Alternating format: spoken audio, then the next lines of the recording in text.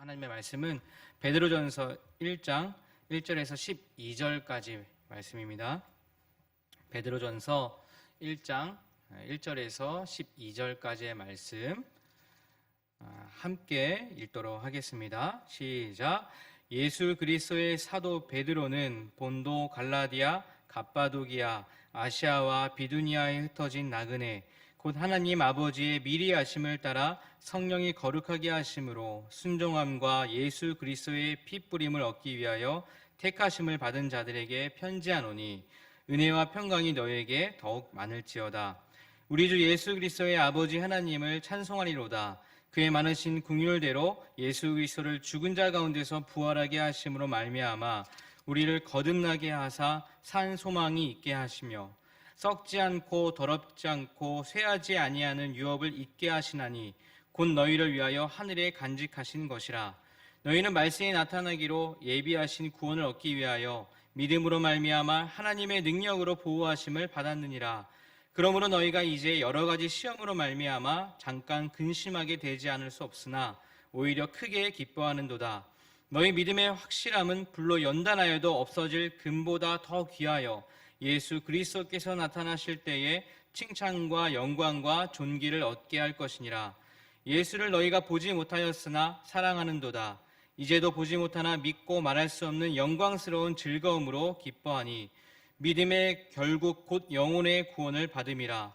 이 구원에 대하여는 너희에게 임할 은혜를 예언하던 선지자들이 연구하고 부지런히 살펴서 자기 속에 계신 그리스도의 영이 그 받으실 고난과 후에 받으실 영광을 미리 증언하여 누구를 또는 어떠한 때를 지시하시는지 상고하니라.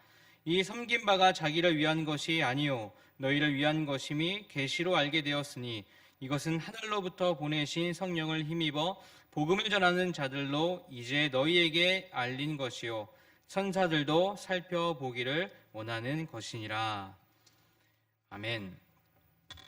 메리 크리스마스. 오늘 함께 모여서 예배를 이렇게 기쁘게 드리겠구나 하고 사실 한 주 동안 많이 기대를 했었는데 어제 또 이렇게 본의 아니게 감염자가 생기면서 이렇게 온라인 예배로 전환하게 되었습니다. 갑작스럽게 온라인 예배로 전환하게 되었지만 이 시간 하나님의 기쁘신 뜻과 또 은혜가 더욱 깊어지리라 믿습니다. 이제 통독말 말씀이 얼마 남지 않았어요. 벌써 베드로 전서 말씀까지 왔습니다. 베드로 전서는 당시 많은 핍박과 고난 가운데 살고 있는 그리스도인들을 향해 어떻게 하면 그 박해와 어려움을 견디고 하나님 주신 그 소망을 붙잡을 것인가, 그리고 앞으로 다가올 그 영원한 영광의 시대, 그것을 관점으로 현재 당하고 있는 고난을 보라고 이렇게 권면을 하고 있는 말씀입니다. 영원에 비하면 지금의 고난, 지금의 어려움은 금세 사라질 것이다, 금세 지나갈 것이다 라고 하며 격려의 말씀을 하고 있습니다. 우리 읽었던 본문 1절과 2절 말씀을 한번 다시 보십시오. 예수 그리스도의 사도 베드로는 본도, 갈라디아, 갑바도기아, 아시아와 비두니아와 흩어진 나그네 곧 하나님 아버지의 미리 하심을 따라 성령이 거룩하게 하심으로 순종함과 예수 그리스도의 피 뿌림을 얻기 위하여 택하심을 받은 자들에게 편지하노니 은혜와 평강이 너희에게 더욱 많을지어다. 베드로는 사도 바울과는 달리 어떤 특정한 지역, 어떤 특정한 교회, 특정한 어떤 사람들을 향해 이 말씀을 전하는 것이 아니라, 말씀을 보시면 그 본도, 갈라디아, 갑바도기아, 아시아와 비두니아 흩어진 나그네라고 이렇게 표현을 하면서 이 편지를 쓴 대상이 여러 곳에 흩어진 나그네, 즉 디아스포라에게 전하는 말씀이구나라는 것을 우리가 알 수 있습니다. 2절도 보시면 그 아버지의 미리 아심을 따라 성령이 거룩하게 하심으로 라고 이렇게 표현한 것을 보면 말씀을 전하는 대상이 주님을 알지 못하는 사람이 아니라 이미 그리스도인, 또 이미 하나님을 아버지로 받아들인 사람들 향해 이 편지를 쓴 것이라는 것을 우리가 추측해 볼 수 있죠. 자, 그렇다면 이미 그리스도인들, 하나님을 아버지로 모시고 사는 사람들에게 왜 격려의 말씀이 필요했던 것일까요? 이 베드로가 이 편지를 쓴 때는 보통 그 네로 황제 시대라고 이렇게 보는 견해가 많습니다. 그때 어떻습니까? 아시다시피 그리스도인을 향한 그 박해와 어떤 그 어려움, 그 고난이 아주 극에 달했을 때 아니겠습니까? 이 엄청난 고난으로 인하여서 그리스도인들은 점점 피폐해지고 또 걱정과 근심이 늘 있었을 것이며 또 이 두려움 가운데 살았을 것이다 라고 이렇게 우리가 생각을 해볼 수가 있죠. 이런 박해 가운데 살아야 하는 그리스도인들에게 하나님은 이들을 향한 그 하나님의 마음이 과연 어떤 마음일까? 어떤 마음을 품고 계실까? 어떻게 그들이 살아내기를 원하실까? 고민을 하게 됩니다. 하나님께서는 오늘 이 사도 베드로를 통하여서 이 그리스도를 향한 산 소망에 대해서 말씀을 하고 있습니다. 산 소망. 이것은 마치 여러 번 반복해서 본 해피엔딩 영화처럼 이 결말로 가는 과정은 굉장히 여러 가지 어려움들도 있고 고난도 닥치고 힘들고 그 두렵고 절망적인 일들이 펼쳐지지만 결말은 해피엔딩 영화처럼 결말이 해피엔딩을 알기 때문에 그 과정을 즐기며 볼 수 있는 것처럼 비록 그리스도인들의 삶이 편치 않아도 하나님께서 주신 이 소망을 굳게 붙들고 있다면 우리가 그 과정을 충분히 견뎌낼 수 있다, 이겨낼 수 있다라고 말씀하고 있습니다. 자, 그렇다면 절망과 근심과 걱정, 그 두려움을 이겨낼 수 있는 그 소망, 산 소망이란 과연 무엇일까? 그 산 소망이란 우리 그리스도인들에 있어서 유일한 소망은 예수님께서 우리를 살리시기 위해 이 땅에 육신의 모습을 하고 오셨고 십자가에 못 박혀 돌아가셨고 3일 만에 부활하심으로써 하나님과의 막혀있던 그 관계가 단번에 해결되었고 그 보혈로 말미암아 자격 없는 우리에게 구원이 임한 그 사건 아니겠습니까? 세상에서 많은 사람들이 있죠. 떵떵거리며 사는 사람들도 있고요. 많은 업적을 남긴 사람들도 있고 또 이 땅에서 많은 소유를 갖고 있는 사람들도 있습니다. 그리고 많은 지식을 갖고 있는 사람들도 있습니다. 그 사람들은 물론요. 평범하게 또 조용하게 이렇게 삶을 살아가는 사람들도 있습니다. 그리고 어떤 사람들은 연약하고 아프고 힘들어서 매일매일 겨우겨우 근근하게 살아가는 사람들도 우리 주위에 함께 있습니다. 이러한 모든 사람들이 이 세상에서 어떠한 모습으로 살았는지는 관계없이 누구나 바로 이것 앞에만 서면은 작아지고 겸손해질 때가 있습니다. 그것이 무엇일까요? 그것은 바로 죽음입니다. 죽음 앞에 서면 이 세상을 어떻게 살아왔는지와는 관계없이 모두가 죽음 앞에는 겸손해질 수밖에 없고 작아질 수밖에 없지 않습니까? 그런데 우리 주님께서는 이 죽은 권세를 다 이기시고 부활하신 분입니다. 그리고 그 부활을 믿는 자녀들에게는 동일한 하나님의 선물이 주어집니다. 이것이 우리가 붙들어야 할 가장 큰 소망이고 우리가 가져야 할 소망이며 이것이 주님의 곧 능력이 되는 것입니다. 그런데 문제는 그리스도인이라 하면 이 엄청난 소유를 우리가 이미 다 소유하고 있음에도 불구하고 과연 이 놀라운 소망이 각자의 삶에 얼마나 영향을 미치고 있으며 또한 이 사실이 어제도 오늘도 내일도 산 소망으로 우리 안에 자리 잡고 있는가 할 때 과연 여러분들의 삶은 어떠십니까? 우리 각자의 삶은 어떠십니까? 이 어려운 시기에서도 이 소망 붙들고 잘 견뎌내고 이겨내고 살고 계십니까? 이미 우리가 소유한 이 소망을 이 어려운 시기에도 놓치지 않고 붙들고 그렇게 살며 소망으로부터 오는 그 힘을 가지고 살고 또 주님께서 준 이 소망 가운데 우리가 승리하는 삶을 살기 위해서는 이미 우리에게 주신 그 이 소망을 삶 가운데 우리가 일상의 삶 가운데 구체화해낼 필요가 있다는 것입니다. 그로 인해 우리는 산소망의 가치를 다시 한번 확인할 수 있고 어려운 삶 가운데서 그것들을 견뎌낼 수 있으며 이겨낼 수 있으며 그리고 그 소망 때문에 오히려 어려운 가운데 빛을 낼 수 있게 되는 것입니다. 자, 그렇다면 어떻게 하면 소망을 우리 일상의 삶 속에서 구체화해 낼 수 있는 것일까? 오늘 말씀을 통해서 그것을 함께 나눠보려고 해요. 먼저는 하나님께서 우리들에게 절망과 아픔 가운데에서도 이겨낼 수 있는, 붙들 수 있는 산 소망을 우리에게 허락해 주셨다는 사실입니다. 여러분 3절 말씀을 같이 한번 다시 읽어볼까요? 3절 말씀 시작. 우리 주 예수 그리스도의 아버지 하나님을 찬송하리로다. 그의 많으신 긍휼대로 예수 그리스도를 죽은 자 가운데서 부활하게 하심으로 말미암아 우리를 거듭나게 하사 산 소망이 있게 하시며. 여기서 산 소망이 나오죠. 산 소망이 무엇입니까? 산 소망이란 우리를 위해 이 땅에 오신 예수 그리스도시며 그분은 언제나 진리가 되시며 그분은 언제나 답이 되시는 분입니다. 그분이 우리의 산 소망이 되시는 것입니다. 여러분이 그 영화 중에 그 쇼생크 탈출이라는 영화 많이들 보셨죠? 어떤 책에서 이 부분을 잘 요약한 부분이 있어서 제가 이 부분을 좀 요약을 인용을 해보면 이 영화의 주인공 앤디라는 인물이 나옵니다. 그 앤디라는 인물은 은행에서 간부로서 일을 했던 그런 유능한 사람이었어요.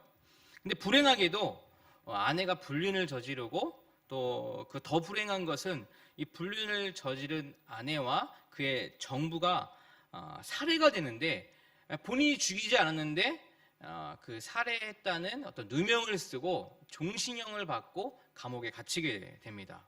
아내의 불륜, 살인의 누명, 삶 가운데 상상하고 싶지 않은 또 상상해 보지도 않았던 일들이 내 삶의 현실로 펼쳐진다면, 현실로 되어 나타났을 때 과연 사람들이 이것이 내 이야기라면 사람들은 어떻게 그것에 대해서 받아들이고 어떤 반응을 할 수 있을까요? 말 그대로 패닉에 빠지지 않겠습니까? 근데 주인공 앤디에게 이 기적적인 일이 교도소 내에서 일어납니다.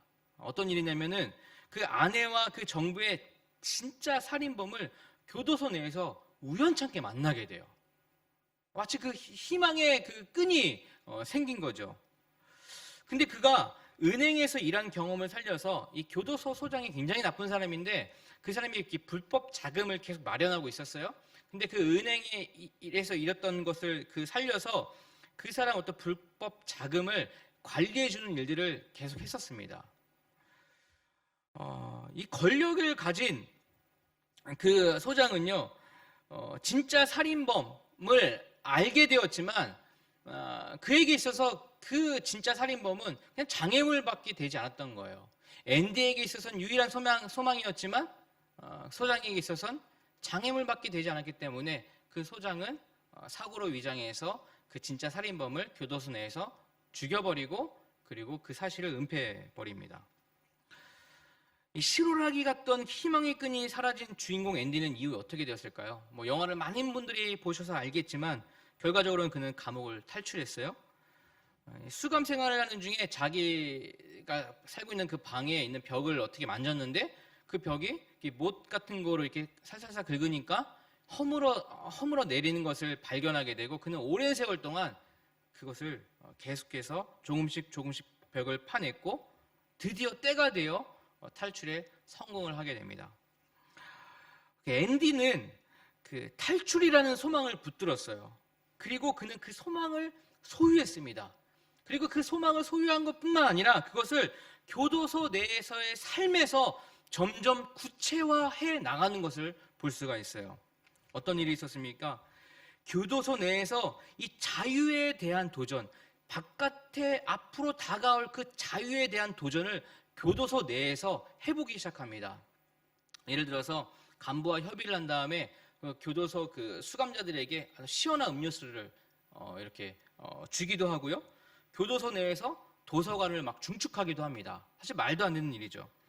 그러던 어느 날 그 외부 단체로부터 책을 하나 이렇게 기부를 받게 되는데 그 책에요 음반이 하나 있었어요. 레코드판이 하나 같이 들어왔습니다. 딱 보니까 그것이 모차르트 음반이었어요. 그는 결심해요. 매일매일 딱딱한 어떤 명령조의 그 말만 나왔던 그 교도소의 그 방송 있잖아요. 스피커. 그걸 통해서요. 그는 모차르트의 그 오페라 음악이 나오도록 이렇게 결심을 합니다. 그래서 그는 몰래 방송실에 들어가서 문을 잠그고 그걸 탁 틀게 되죠. 온기라고는 전혀 없는 이 교도소 내에서요, 소망을 잃어버리고 기계처럼 살고 있던 그 수감자들에게 교도소 밖에서의 그 자유의 삶이 있다는 것을 그는 음악을 통해서 표현을 합니다. 영화의 명장면인데요, 그 음악이 막 모차르트의 음악이 막 나오자 제수들이 막 일을 하다가 다 멈춥니다. 그러면서 그 소리가 나오는 스피커 쪽으로 다 귀를 기울이죠. 그리고 음악을 들으면서 마치 교도소의 그 벽을 넘어서 다른 세상에 흘러가듯 교도소 밖에 대한 그 자유에 대한 그 갈망을요, 자기 영혼을 그 음악에 흘려서 보내는 장면이 나옵니다. 순간이지만 모두 다 자유를 느끼게 되는 것이죠. 주인공 앤디는 그 음악을 흘려보냈다는 그 대가로 독방에 감금되게 돼요. 이 독방에서 풀려난 앤디는 친구들이 묻습니다. 어떻게 그렇게 독방 생활을 했냐, 2주 동안 어떻게 살아냈냐라고 이렇게 묻는 친구들에게 이렇게 말을 해요. 자신의 머리하고 이 가슴을 가리키면서 이 안에 음악이 있었어 라고 이야기를 해요. 그래서 자기는 그 음악을 2주 동안 들으면서 버티고 살아냈다는 것이죠. 그 음악이라는 것이, 그것이 그 소망이 나에게 보이지 않았기 때문에, 나에게 들리지 않았기 때문에 그저 마음속에만 간직할 수 있었던 소망이기 때문에 그는 그 소망을 다른 누구에게도 빼앗기지 않았어요. 그리고 마음속에 간직한 그 소망 때문에 독방에서의 삶을 견뎌낼 수 있었던 것입니다. 그리고 그는 마침내 감옥에서 탈출을 하게 되죠. 본문으로 돌아와서요, 하나님께서는 우리에게 산 소망을 허락해 주셨어요. 4절 5절 말씀을 세 번역으로 다시 한번 읽어보면, 썩지 않고 더러워지지 않고 나이가 없어지지 않은 유산을 물려받게 하셨습니다. 이 유산은 여러분을 위하여 하늘에 간직되어 있습니다. 하나님께서는 여러분의 믿음을 보시고 그의 능력으로 여러분을 보호해 주시며 마지막 때에 나타나기로 되어 있는 구원을 얻게 해주십니다. 산소망이란 우리 마음속에 간직되어 있으며 그것은 썩지도 않고 낡아지지도 않고 사라지지도 않는다라고 말씀을 하고 있어요. 그런 유산을 물려받도록 우리 주님께서는 모든 조치를 이미 다 취해 놓으셨다는 것입니다. 이것은요, 눈에 보이는 소망이 아니에요. 눈에 보이지 않는 소망입니다. 그렇기 때문에 그 소망을 누구에게도 빼앗기지 않는다는 것이요. 보이는 소망이라면, 보이는 유업이라면 아마도 강한 자가 와서 약한 자의 것을 빼앗을 것입니다. 그리고 강한 자에게 그 약한 자들은 다 빼앗기고 말 것입니다. 그러나 우리 주님께서 주신 소망은 빼앗을 수도 빼앗기지도 않는 살아있는 소망임을 여러분 꼭 기억하시기를 바랍니다. 우리는 그것을 붙드는 거예요. 그리고 그 소망을 가지고 삶 속에 내가 할 수 있는 것을 생각하며 그것을 하나하나 구체화시키는 연습이 필요하다는 것입니다. 제가 어떤 한 분의 이야기를 우연히 듣게 되었어요. 제가 알고 있는 그분은 평범하게 회사 생활을 하시는 분입니다. 근데 그분이 일을 마치고 와서 저녁에는 이렇게 배달 일을 한다고 해요. 회사를 마치고 저녁에 배달 아르바이트까지 할 정도로 삶이 어려워지셨나 할 때 제가 알고 있는 한 그분은 그런 분은 아니에요. 근데 왜 그분이 굳이 저녁에 아르바이트까지 해야 되나라고 알아보니 그가 아는 지인 중에 삶이 어려워진 사람이 있다고 해요. 근데 그분이 그분을 돕기 위해서 회사를 마치고 저녁에 아르바이트를 시작한 것입니다.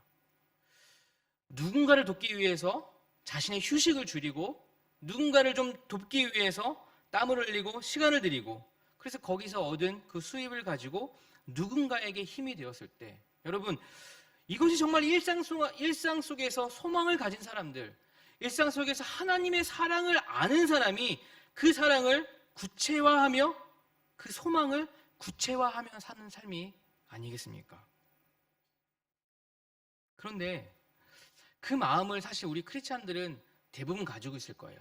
누군가 도와야겠다, 누군가 그 사랑을 전해야겠다. 그런데 그 마음을 가로막는 최대의 적이 있습니다. 그것은 소망을 가진 그리스도인들에게 있어서 그 소망이 아무것도 아닌 듯 가치를 알지 못하도록 마귀의 유혹이 우리의 순간순간의 삶에 있다는 것입니다. 6절 7절 말씀을 한번 보세요. 6절 7절 말씀.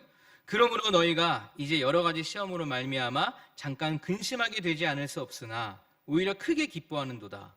너희 믿음의 확실함은 불로 연단하여도 없어질 금보다 더 귀하며 예수 그리스도께서 나타나실 때에 칭찬과 영광과 존귀를 얻게 할 것이니라. 이 쇼생크 탈출에 또 한 인물이 나오는데요. 그 인물의 이름은요, 브룩스라는 인물이에요. 그는 10대 교도소에 들어와서 50년이라는 세월을 보내고 한 60대에 이렇게 출소를 하게 되었습니다. 수감 생활을 하는 사람들에게 있어서 그들에게 소망이 무엇이냐 이야기를 해보면 대부분의 사람들이 교도소 밖에 그 자유를 만끽하는 것이라고 하지 않겠습니까? 브룩스라는 그 인물, 그는 교도소 밖에서의 삶에 어떠한 소망을 가지고 있었을까? 그는 출소를 한 뒤에 먹고 살아야 하기 때문에 여러 가지 일들을 하게 돼요. 열심히 살아보려고 나름 노력합니다. 근데 가는 곳마다 익숙치 않아요. 오랜 세월 동안 어떤 규칙 가운데 살았던 그 인생이요, 그 자유에 익숙치 않게 됩니다. 적응을 못하게 됩니다. 그래서 그에게는 모든 일이 공포스러운 일로 다가왔어요. 화장실을 갈 때도 오래된 습관처럼 화장실 가도 됩니까? 라고 물어보는 것입니다. 결국 그는 사회에 적응하지 못하고 어느 날 어느 호텔에 들어가서 천정벽에다가 이렇게 씁니다. 브룩스가 여기 있었다. 그렇게 쓰고는 안타깝게 목을 메고 죽고 맙니다. 그에게 소망이란 50년이 가까운 시간 내내 그 교도소의 높은 벽을 넘어 그 밖에 있는 자유를 누리는 것이었겠지만 그만 그는 바깥에서의 삶에서 오히려 소망을 잃어버린 사람이 되었습니다. 마귀는 이미 소망을 가지고 있는 그리스도인들을 끊임없이 공격합니다. 소망이라는 엄청난 그 가치를요, 평가절하합니다. 거기에 속아버리면 엄청난 것을 소유하고 있음에도 불구하고 그 가치를 누리지 못하게 되는 것이죠. 자유의 삶이 주어졌음에도 불구하고 그 자유를 누리지 못해 결국은 삶을 죽음으로 마감한 인물과 같다는 것입니다. 얼마나 안타까운지 몰라요. 소망을 억지로라도 구체화해서 살아내지 못하면 그 소망은 나도 모르게 점점 별것 아닌 것처럼, 가치가 마치 없는 것처럼 변해가게 된다는 것입니다. 주인공 앤디는 그것을 잊지 않으려고 후에 어떤 일이 벌어질 것을 알면서도 교도소 내에서 목숨을 걸고 모차르트 음악을 내보냈던 것입니다. 그 안에서도 자유를 갈망하는 그 삶이, 그 마음이 그 교도소 안에서도 구체화해서 나타났던 것이죠. 영화의 또 다른 인물 레드라는 인물이 나와요. 그는 가석방되어서 바깥 세상으로 나왔지만 이 자살한 브룩스와 같이 그 밖에서의 삶에 잘 적응을 하지 못합니다. 그 또한 돌고 돌고 돌아서 브룩스가 머물렀던 그 호텔방에 우연찮게 들어가게 돼요. 그리고 그 또한 마지막 삶을 생각하고 있었습니다. 그리고 그 또한 천정벽에 글을 씁니다. 레드도 있었다. 그 또한 브룩스와 같이 그토록 소망했던 자유를 얻었지만 바깥 세상의 삶에서 적응하기가 어려웠습니다. 그렇지만 그가 브룩스와 달랐다는 것은 그는 죽음을 택하지 않았어요. 그는 대신 탈출한 그 앤디의 말을 믿었습니다. 그리고 그가 말했던 그것을 향해 떠나가기 시작하죠. 그리고 영화는 어느 섬에서 요트를 손질하고 있는 앤디를 만나고 그 앤디와 레드의 만남으로 포옹함으로써 그 영화는 끝나게 됩니다. 이 세 인물에게 동일한 어떤 소망은요, 교도소 밖, 그 높은 벽 밖의 자유였습니다. 세 인물에게 동일한 것은 때와 방법은 달랐지만 그 소망이었어요. 그리고 소망이 시간이 돼서 어느덧 현실이 되었죠. 그리고 세 인물에게 소망이 주어졌음에도 그 소망을 품고 소망 가운데 살고 있음에도 불구하고 나름대로의 고난과 어려움을 만나게 됩니다. 두 인물은 소망 가운데 찾아온 그 어려움, 고난이 여전히 있었지만 품고 있던 소망이 훨씬 더 컸기에, 품고 있던 소망이 훨씬 더 가치가 있었기에 절망 가운데에서도 구체화해보는 연습을 했기에 그들은 밖에 나가서 그 어려움 가운데에서도, 그 갈등 가운데에서도, 그 고난 가운데서 그 뚫고 자유를 만끽하고 소망을 누리면서 살게 되었다는 것이죠. 반대로 한 인물은 소망이 현실이 되었지만 어려움과 고난이 그 소망보다 더 커 보였기에 결국 소망 가운데 목숨을 버리는 결과로 이어진 것입니다. 어떤 가치가 있는데 그 가치를 지켜낼 수 있다는 것은 그 가치에 대해서 제대로 알 때 가능합니다. 무언가 그것의 가치를 제대로 알았을 때 사람들은 그것을 선택하고 그것을 지키려고 하죠. 그 가치가 굉장히 큰 것이라면 목숨을 걸어서라도 그것을 지켜내려고 합니다. 힘든 일이지만, 어려운 일이지만 참고 견디면 그 후에 찾아올 가치가 고난보다 어려움보다 훨씬 크기에 그것을 안 사람은 그 가치에 목숨을 걸게 되는 것이죠. 마귀는 그걸 기가 막히게 알아서 계속해서 우리가 큰 소망, 큰 가치를 갖고 있음에도 불구하고 그것을 계속해서 가치를 하락시키는 역할을 합니다. 6절, 9절 말씀, 6절에서 9절까지 말씀을 세 번역으로 다시 한번 읽어보면, 그러므로 여러분이 지금 잠시 동안 여러 가지 시련 속에서 어쩔 수 없이 슬픔을 당하게 되었다 하더라도 기뻐하십시오.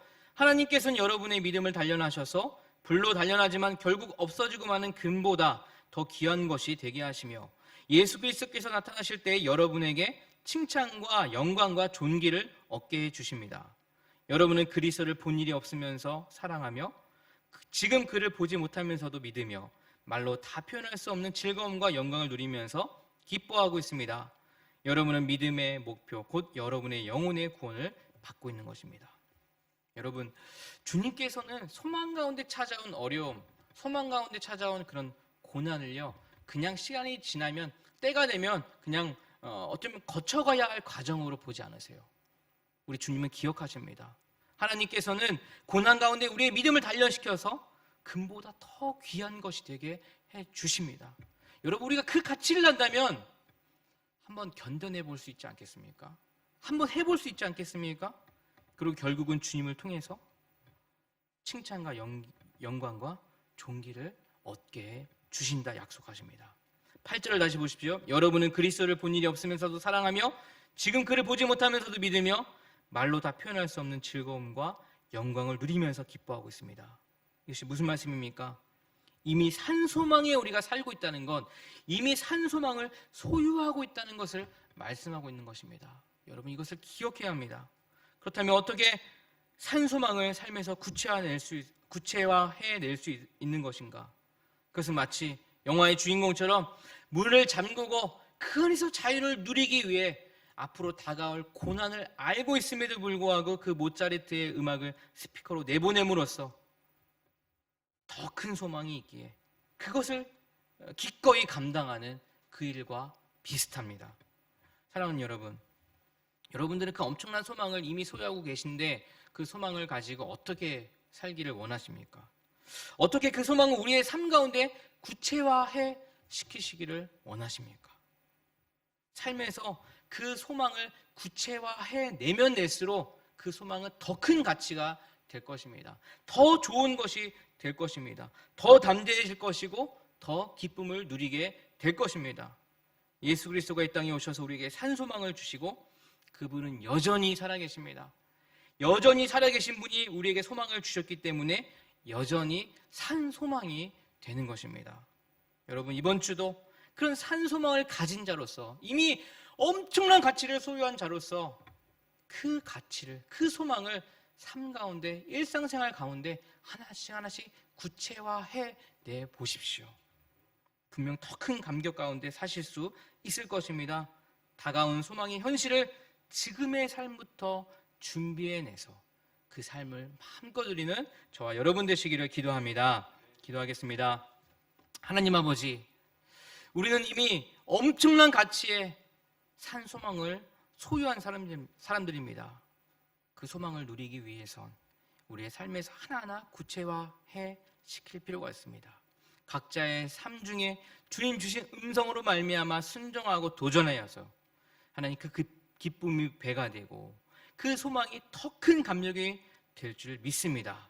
그렇게 넉넉히 살아낼 수 있도록 인도하여 주시옵소서.